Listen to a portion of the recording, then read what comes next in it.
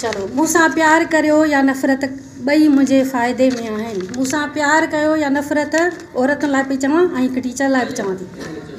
मूंसां प्यार करियो या नफ़रत ॿई मुंहिंजे फ़ाइदे में आहिनि। जेकॾहिं मूंसां प्यार कंदव त मुंहिंजे दिलि में रहंदव, जेकॾहिं मूंसां प्यार कंदव त मुंहिंजे दिलि में रहंदव, जेकॾहिं मूंसां नफ़रत कंदव त मां हर वक़्तु तव्हांजे दिमाग़ में रहंदसि। अस्सलाम वालेकुम, मुंहिंजो नालो मुस्कान आहे। मां 8वीं क्लास जी शागिर्दियाणी आहे।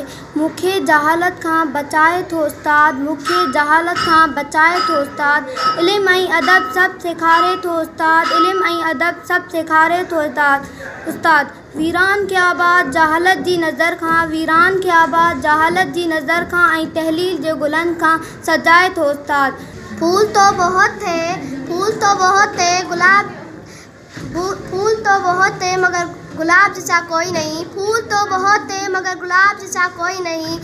उस्ताद तो बहुत थे लेकिन मिस फौजिया जैसा कोई नहीं। बहनें हम बेटियां, कौमों की इज्जत हमसे है, कौमों की इज्जत हमसे है। हम माए, हम बहनें, हम बेटियां, कौमों की इज्जत हमसे है, कौमों की इज्जत हमसे है। ना जाने ना समझे ये दौर हमें। उस्ताद हूँ मुझे इस बात पर मलाल थोड़ी है, उस्ताद हूँ मुझे इस बात पर मलाल थोड़ी है। मुल्क का मुस्तकबिल संवारना आसान थोड़ी है। बस उस्ताद ही फ़िक्रमंद है सबके उरूज के लिए, बस उस्ताद ही फ़िक्रमंद है सबके उरूज के लिए। यहाँ किसी को किसी का ख्याल थोड़ी है। सदायती सबका बुख न बासे का, सदायती सबका बुख न बासे का। जेही तेई ज़ात जी जुम्बिश नाहे का, मूसी मूसी हले सा जा जी मिठो न करे। मोहतरम उस्ताद ऐं शागिर्द, अस्सलामु अलैकुम। मां आहियां मिसबाह नूरानी ऐं मुंहिंजी साथी। अस्सलाम वालेकुम, मुंहिंजो नालो नूरुल निसा शेख आहे। अॼु जो जेको मुंहिंजो अनवान आहे उहो वुमेन्स डे आहे। सत्यूं ज़िंदाबाद, सत्यूं ज़िंदाबाद, सारियूं धरतियूं ज़िंदाबाद। कारा सभ कानून सामूरियूं रस्मूं मुर्दाबाद। बू ऐं जूं सारियूं भेनर आहियूं, पाए सघ जा ज़ेवर आहियूं। कल्ह आहियूं कि हींअर आहियूं, शाल रही से सिंध वतन में। सर्तियूं ज़िंदाबाद त सारियूं धरतियूं ज़िंदाबाद। सम्झ न मिटी मौत आहे, सम्झ न मिटी मौत आहे। साह सगी सां औरत आहे, घर राणी का बोरियत आहे। तिन खे गाह रसाईंदड़ हर कुवत थिए बर्बाद। सर्तियूं ज़िंदाबाद त सारियूं धरतियूं ज़िंदाबाद। तोखां थींदे दार, लड़क लड़ी पिया लाड़ करे। तोखां थींदे दार, तोखां थींदे दार, खिलंदे खिलंदे ओ यार, लड़क लड़ी पिया लाड़ करे। मिस खां घणो कुझु असांखे मिलियो सिखण जे लाइ। अरे असांखां कुझु मिस खे मिलियो हूंदो सिखण जे लाइ। मिस सां जेको बि असांजो टाइम गुज़रियो तमामु बहितरीनु, तमामु सुठो गुज़रियो। सदाईं असां कॾहिं बि असां ग्रुप में कमु कयो, कॾहिं बि असां हिक ॿिए खे ईअं न चयो त तुंहिंजो हीउ कमु ग़लति आहे या मुंहिंजो हीउ कमु सुठो आहे। न कॾहिं मिस असांखे चयो, न असां कॾहिं मिस खे चयो। मिस सां असांजो जेको टाइम गुज़रियो तमामु सुठो गुज़रियो ऐं हमेशह असांखे मिस यादि रहंदी। मिस तव्हां जिथे वञो ख़ुशि हुजो, अलाह साईं तव्हांखे आबाद करे। उस्ताद हिकु अहम हस्ती आहे, उस्ताद हिकु अहम हस्ती आहे। अगरि इहे न हुजनि त असांखे तालीम न मिले, अगरि इहे न हुजनि त असांखे तालीम न मिले। उस्ताद असांखे हिन मंज़िल ताईं पहुचायो आहे। जीअं अक़ल ज़रूरी आहे उअं ई असां लाइ उस्ताद बि ज़रूरी आहे। उस्ताद न हुजे हा त असांखे इल्म जी ॼाण बि न मिले आहे। उस्ताद असांजी हमेशह मदद कंदी आहे, असांखे सही ऐं ग़लति जी ॼाण ॾींदी आहे। उस्ताद जीअं ई मिस असां ख़ुशि था थी पायूं त असांजी क्लास टीचर मिस फौजिया हुई। हिते मां मिस फौजिया लाइ ॿ अखर ॻाल्हाइण आई आहियां। जीअं त उस्ताद तालीम जे पेशे सां लाॻापियल आहे ऐं शागिर्दनि खे तालीमी ऐं इख़लाक़ी तरबियत जो ज़िम्मेदार आहे।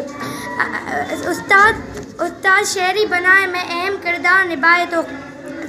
समाज में असांखे उस्ताद खे समाज में एतिराम ऐं इज़त जी निगाह सां ॾिठो वेंदो आहे। असांखे उस्तादनि जी फर्माबरदारी करणु घुरिजे। जेको माण्हू उस्ताद जी इज़त कंदो उहो अॻिते हली कामयाबु थींदो। खुदा जी रहमत औरतुनि जे हथ ते, खुदा जी रहमत औरतुनि जे हथ ते, मलाइक उन जी ख़ूबसूरती ऐं ताक़त जी हिफ़ाज़त कनि। मोहतरम प्रिंसिपल सर मकसूद नबी से तो और मेरे प्यारे उस्ताद, मैं सवेरा काका 10वीं जमात की तालबा और आज की मेरी तकरीर का उन्वान है औरतों का आलमी दिन। जुस्तजू है गुनाहों की वो समाज से डरती है, जुस्तजू है गुनाहों की वो समाज से डरती है, अफसोस आज बिनते वहाब हिजाब से डरती है। तमाम हाज़िरीन मां ॿुधाईंदसि त उस्ताद जी अज़मत केतिरी आहे। वक़्तु ऐं उस्ताद जो क़दुरु कयो, वक़्तु ऐं उस्ताद जो क़दुरु कयो। हिकु दफ़े जॾहिं हू हलिया वेंदा आहिनि त वापसि न आहिनि ईंदा। वक़्तु त वरी बि ॾुखियो सुखियो गुज़री वेंदो आहे, वक़्तु त वरी बि ॾुखियो सुखियो गुज़री वेंदो आहे, पर उस्ताद जी यादियूं न आहिनि वेंदियूं, पर उस्ताद जी यादियूं न आहिनि वेंदियूं। मुलाकात तो बहुत उस्तादों से होती है, मगर मोहब्बत किसी एक उस्ताद से होती है। उस्ताद वो हूंदो आहे जेको ॿार खे मंज़िल ताईं पुॼाए। Happy Teachers Day to all my respected teachers and my school fellows. Assalamu alaikum. I am Hanza Swar from class 5. Today my topic name is Women's Day. दुनिया में अॼु 8 मार्च औरतुनि जो आलमी ॾींहुं मल्हायो वञे पियो। दुनिया में अॼु 8 मार्च ते औरतुनि जो आलमी ॾींहुं मल्हाए वञे पियो। अॼु जे ॾींहं ते आलमी सकाफ़त ते औरतुनि जा आवाज़ उठाया था वञनि। अॼु जे आलमी ॾींहं ते सकाफ़तुनि जी औरतुनि जा आवाज़ उठाया पिया वञनि। असां पंहिंजे उस्ताद ते ॻाल्हाईंदासीं ऐं जीअं त असांजी इलाही सुठो उस्ताद वञे थो अॼु स्कूल मां, त असां उन लाइ बि इहे पोइट्रीज़ आहिनि। जीअं त अॼु आउं सम्झां थी त अॼोके ॾींहं ते आउं कुझु सिटूं उस्ताद जी अज़मत ते पढ़ां। जनाबे आला उस्ताद जो मुक़ाम मुंहिंजी नज़र में एतिरो आहे जो जेकॾहिं दुनिया जा सभु समुंड मिटी थी पवनि, काइनात जा सभु वण कलम थी पवनि, तॾहिं बि उस्ताद जो सारा लिखी न सघिबी, छाकाणि त उस्ताद हिकु पैगम्बरी पेशो आहे ऐं पैगम्बरी पेशे जे बारे में घटि में घटि मुंहिंजो कहने को एक औरत तू नाजुक सी हूँ, मजबूर सी हूँ, बेबस हूँ, दुनिया की सताई औरत हूँ। है जुर्म मेरा औरत होना, बेटी होना, बहन होना, बेटी होना, बहन होना, बाप की सर की पगड़ी हूँ, भाई की कभी मैं गैरत हूँ, इज्जत गैरत के नाम पे रोज जीती मरती हूँ। कहने को बस एक औरत हूँ, अल्लाह ने मुझे वो मकाम दिया, माँ का मुझको नाम दिया, हो कितना ही बुलंद मकाम मेरा, फिर भी ये कहा जाता है मैं एक मामूली सी औरत हूँ। जन्नत मेरे कदमों में बख्शी भी बहुत ऊंचा मकाम मेरा, औरत होना एजाज मेरा। मैं बाप के सर की पगड़ी हूँ, मैं बाप के सर की पगड़ी हूँ, भाई के सर का ताज हूँ, मैं बाप के सर की पगड़ी हूँ, भाई के सर का ताज हूँ, मैं सारे घर की लाज हूँ। इन रिश्तों से मैं अजीम हुई, इसी तरह मेरी तकरीम हुई। माँ बाप की खिदमत है फ़र्ज़ मेरा, माँ बाप की खिदमत है फ़र्ज़ मेरा, भाई से प्यार है बेगर्ज मेरा। मां हिक औरत आहियां आऊं हिक मां बहियां, मां हिक औरत आहियां आऊं हिक मां बहियां, जन्नत मुंहिंजे पेरनि हेठां आहे। हिक औरत, हिक भेण, हिक ज़ाल, हिक दोस्त ऐं घणेई रिश्ता रखे थी। हिक औरत आहियां ऐं किरदारु रखां थी, ज़ाल आहियां त मुड़ुस जो दीन आहियां, भेण आहियां त भाउ जे लाइ शफ़क़त आहियां, अगर पीउ जी धीउ आहियां त जन्नत जो दरवाज़ो आहियां, अगर औरत घर में मौजूद ना आहे त घर कब्रिस्तान जहिड़ो आहे। क्यों इस दुनिया की भीड़ में मैं अक्सर बिखर जाती हूँ, क्यों इतनी स्ट्रॉन्ग होते हुए भी मैं अक्सर डर जाती हूँ, क्यों अचानक चलते चलते लगता है जैसे कई नज़रें घूर रही हैं मुझे, क्यों मुड़कर देखती हूँ और सन्नाटा भी झंझोड़ लेता है। लड़की हूँ कोई शोपीस थोड़ी, यूँ घूरना बंद करो, चेहरा है हर किसी की तरह यूँ जज करना बंद करो।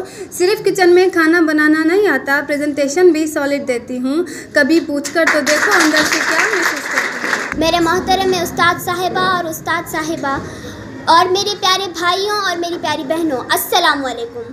मेरा नाम सैयद आतिफा हाशमी है और मैं 10वीं जमात की तालिब इल्म हूँ। आज मैं आप सबके सामने यहाँ मौजूद हूँ। अपनी तकरीर का मौजू अब बताती चलूँ कि आज मेरी तकरीर का मौजू है औरतों का आलमी दिन। हम इस दुनिया की रौनक हैं, हमसे ये दुनिया जन्नत है। असांजे दरसगाह में जेके उस्ताद हूंदा आहिनि, दरअसल उहे ई क़ौम जी बुनियादु हूंदा आहिनि। मां उकाब स्कूल जी शागिर्दाणी इकरा शेख अॼु नज़ीम शान प्रोग्राम में मुंहिंजी तकरीर जो मौज़ू अहिड़ी शख़्सियत खे आहे जंहिंखे बयानु करणु मुश्किल ई न आहे पर नामुमकिन आहे। उहा शख़्सियत ॿियो कोई न बल्कि असांजा उस्ताद आहिनि जिन असांखे बहादुरी सां जीअण जे क़ाबिल बणायो। उस्ताद हिकु अहिड़ी हस्ती आहे, उस्ताद हिकु अहिड़ी हस्ती आहे जेका असांखे फर्श खां अर्श ताईं पहुचाए थी। उस्ताद पाण बादशाह न हूंदो आहे, उस्ताद पाण बादशाह न हूंदो आहे, पर पंहिंजे शागिर्द खे ज़रूरु बादशाह बणाईंदो आहे। असांखे इल्म जी रोशनी नई मंज़िल ते पहुचाए, असांखे इल्म जी रोशनी नई मंज़िल ते पहुचाए। जे ख़ुशि थींदा आहिनि उहे असांजा उस्ताद हूंदा आहिनि। उस्ताद उहा हस्ती आहे। मज़ा तो तब है जब किसी खाक के ज़र्रे को मुनव्वर कर दो। सिर्फ अपनी ज़ात को कमाल करना कोई काम थोड़ी है।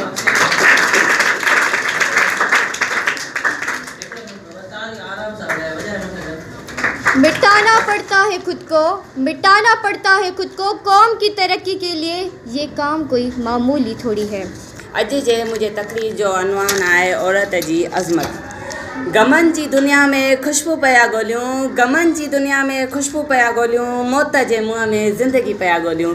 दुश्मन जे दर ते दोस्त पिया ॻोल्हियूं, असीं बि केॾा आया न आहियूं। उस्ताद बुखारी रेज़ननि जे राज में रेबर पिया ॻोल्हियूं। औरत आहे ऐं इंसान बि आहे, हिम्मत जो खज़ानो आहे। काइनात अगरि जिस्म आहे त औरत उनजी जान आहे। औरत आहे ऐं इंसान बि आहे, हिकु अनमोल दुनिया। औरत आहे पंहिंजी हर राह मुश्किल खे आसान करे थी, अॼु बि आज़ादी हक़ जी जंग करे थी। औरत आहे ऐं इंसान बि आहे। ऐं असांजे दरसगाहनि में ही जेके बि उस्ताद हूंदा आहिनि, हक़ीक़त में त उहे ई क़ौम जा बुनियादु हूंदा आहिनि। असां जंहिं बि मंज़िल ते आहियूं, जेका कुझु बि आहियूं, उहो सभु उस्तादनि जी वजह सां आहियूं। असां अॼु जेको कुझु बि आहियूं ऐं उन जे पुठियां बि उस्तादनि जो ई हथु आहे। उस्ताद उहा हस्ती आहे जेका असांखे अंधेरे मां कढी, ऊंदाही मां कढी रोशनी जी राह ॾेखारींदी आहे। गुल त इलाही हूंदा आहिनि गुलनि जहिड़ा, पर गुलाब जहिड़ो को बि न आहे। उस्ताद त इलाही हूंदा आहिनि उस्तादनि जहिड़ा, पर मिस फौज़िया जहिड़ो कोन आहे।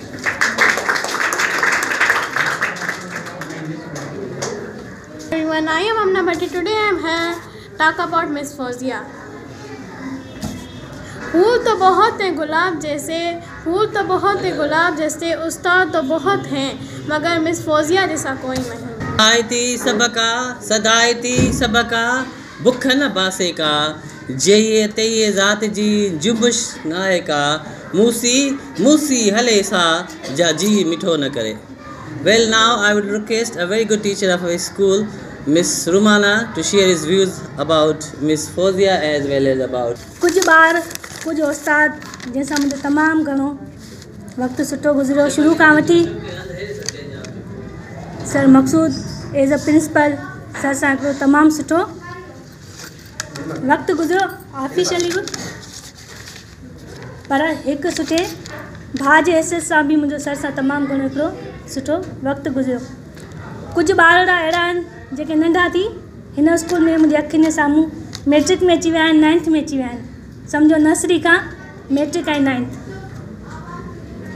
कुझु टीचर्स पुराणा आहिनि, miss Noorunnisa, miss Parsha, miss Mumal, miss Sanam, miss Sharda, miss Rumana, miss Sadia, miss Shabana. Miss अञा असांखे नऊं जॉइन कया, मिस ज़ैनब। मां सभिनी शुक्रगुज़ार आहियां, सभिनी सां तमामु सुठो वक़्तु मुंहिंजो गुज़रियो, तमामु सुठियूं यादूं आहिनि। कुझु टीचरनि सां मुंहिंजो ऑफिशियली कॉन्टेक्ट आहे, अच वञ आहे, कुझु सां पर्सनली आहे, सर वारनि सां तमामु घणो गहरो वास्तो आहे। Today in front of you is me Rida Ahujan and I'm here to present a speech on a really important topic, उस्ताद जी अज़मत। जॾहिं मूंखे मौज़ू मिलियो त मां परेशान थी वियमि त छा मां उस्ताद जहिड़ी बहितरीन हस्तीअ सां इंसाफ़ करे सघंदसि। अॼु मुंहिंजी हीअ जेका स्पीच आहे हीअ मुंहिंजी बेशक सभिनी उस्तादनि लाइ आहे, पर ख़ासि कर मुंहिंजी क्लास टीचर ऐं सभिनी खां बहितरीन उस्तादनि मां हिकु मिस फौजिया जे लाइ आहे। फसल्लि लिरब्बिक वन्हर इन्न शानियक हुवल अब्तर। तमामु बहितरीनु टीचर हुई। असांजो माना हिकिड़ो भेण वारो हिते सिस्टम हुयो ऐं मिस खे मां दुआ थी कयां त जॾहिं बि हिन मां हितां वेंदी त कॾहिं विसरंदी कोन। अलाह साईं हुनखे नई ज़िंदगी ॾिनी आहे, हुन ज़िंदगीअ में अलाह साईं हुनखे कामयाबु करे ऐं असांजी हुन दुआ जो साथ हूंदो। बिस्मिल्लाहिर्रहमानिर्रहीम। अचबो त जिगर शींहं जो धारे अचबो, हर देव ऐं राकास खे मारे अचबो। ए मंज़िल मक़सूद तोसां वाइदो आहे, आयो जे अॻियां उब त ॾारे अजबो। तव्हां रेशम गली विया हूंदो, दुनिया जो दस्तूर आहे, हिकिड़ा मथे चढ़ंदा आहिनि रेशम गली ते, हिकिड़ा हेठि लहंदा आहिनि, हिकिड़ा ईंदा हिकिड़ा वेंदा। ऐं हूअं बि हर सफ़र जो आगाज़ पुॼाणी आहे ऐं हर पुॼाणी हिकु नए सफ़र जो आगाज़ आहे।